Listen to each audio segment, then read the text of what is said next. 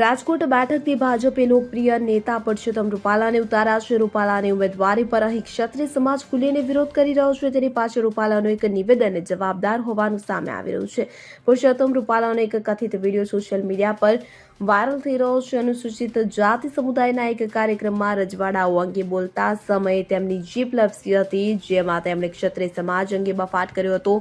પરસોત્તમ રૂપાલાના એક નિવેદનને કારણે ક્ષત્રિય સમાજમાં ભારે રોષ જોવા મળી રહ્યો છે. હવે આ મામલે કરણી સેના ગુજરાતના પ્રમુખ વીરભદ્રસિંહ જાડેજાનું મોટું નિવેદન સામે આવ્યું છે, જેમાં તેમણે પરસોત્તમ રૂપાલા જાહેર સભામાં બોલ્યા હોવાનો વિરોધ કર્યો હતો અને સાથે જ ભાજપ પાર્ટીને સમાજ કરતા રૂપાલા વાલા હોય તો પરિણામ ભોગવવા તૈયાર રહે તેમ પણ કહેવામાં આવ્યું હતું.